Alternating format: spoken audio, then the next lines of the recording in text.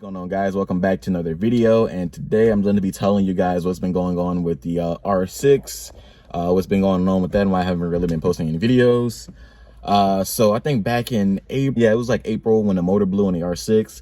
Wasn't too sure that the motor had blew, so I did a lot of diagnosing. I ended up replacing a bunch of things on it, like the cam chain tensioner, did a valve adjustment. Nothing worked. It was still making that rattling sound. Like the sound like literally quieted down so much that I thought like I was getting close. Damn, UPS. Anyway, so at a point where I was like throwing so much money at it, I was like, you know what, let me just bring it to the shop, save myself the money, save myself the time, heartache, and all that, because it was like getting really frustrating. I sent it off to a shop, and that's where it's been for like the last 2 months. I sent it to a shop, I think back in May, and we're almost in August. And so they've been looking at it. I think, yeah, I sent it off to the shop after the FZ09 got stolen. If y'all don't know about that, that's a whole video for a whole nother day. I made a short about it, but other than that, sent the bike off to the shop to see what was wrong with it. Initially, they thought it was just an exhaust leak. And so they repaired that and fixed that within like a day. Because like the shop was like really busy, so it took them a while. Like they diagnosed it within like a day, but didn't get around to fixing it for like another month.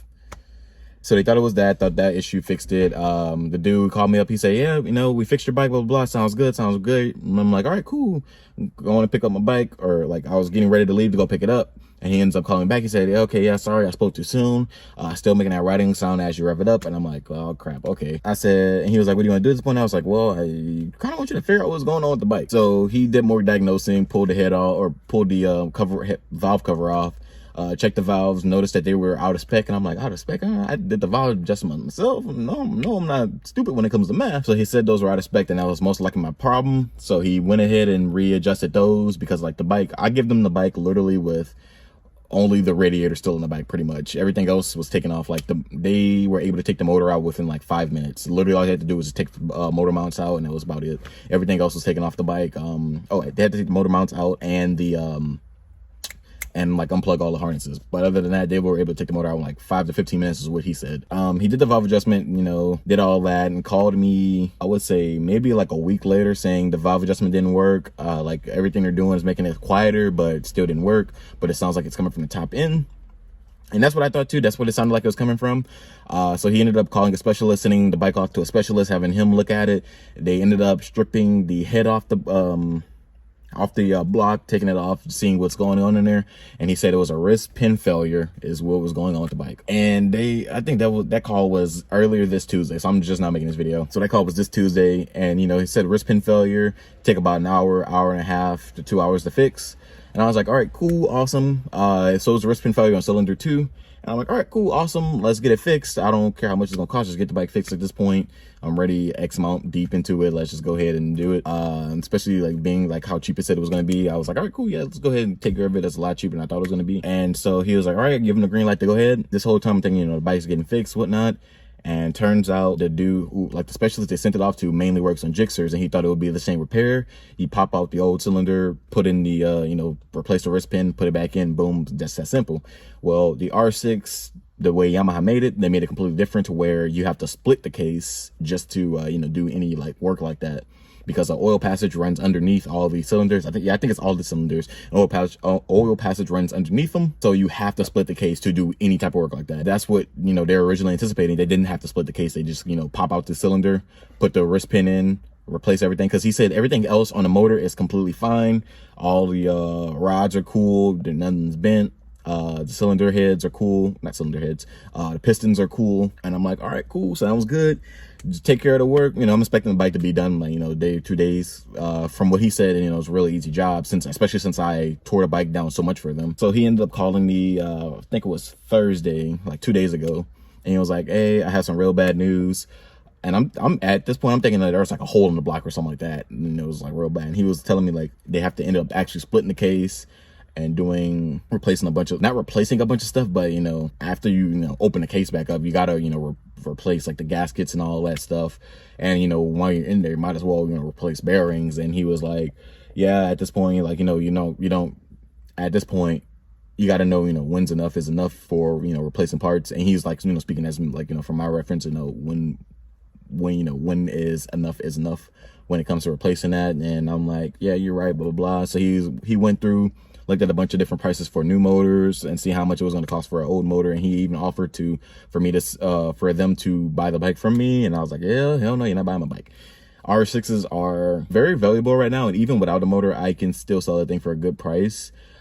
Because the bike is still rideable. It's just wrist pin failure, so it's making a knocking sound. So the bike is still rideable. He gave me the option of, you know, rebuilding it, doing a repair and whatnot, and or selling it. And I'm like, you know, I'll hear out the prices. He never came back to me with the price on what they were going to buy it for, willing to buy it for. But I was like, you know what, I wasn't going to sell it anyway, so that doesn't really matter. Where I'm at now is I told him to button the bike back up, and I'll come pick it up from them. Now I'm at the point of buying new pistons and rebuilding the whole motor myself. And why, you have to ask? Just for the simple knowledge of knowing how to tear down a whole motor and rebuilding it.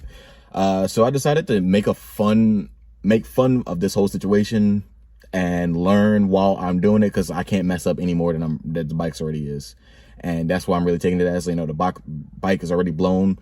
Anything else is just already, the bike's not rideable right now, and that's where it really is. A new block, if I mess up the block, a new block is literally like $400, $500, which is not insane. The plan with the R6 is rebuilding it, going forged internals, porting the heads, and sending this sucker. I'm hoping that's a interesting build for you guys.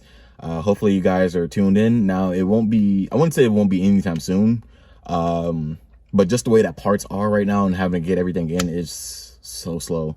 I think the pistons will take the longest to get in, like they say they're in stock on the website, but I'm not too sure. I'm going to go with the Wiseco 636 piston kit, so it's going to be a 69mm bore. Got to get the block bored out, so that's going to take a little time. Got to get the cylinder heads ported as well, so that's going to take a little time as well. But other than that, after we get that, we can get this bike up and running. Got to get it dyno tuned, since it's not going to be the normal 599. It's going to be a 636. Hopefully you guys are excited. That's what's really been going on with the R6. I've been working really hard to get some content out for you guys, but it's hard to get some content out when the only vehicle or the only motorcycle you have is at the shop for 2 months and the other one got stolen.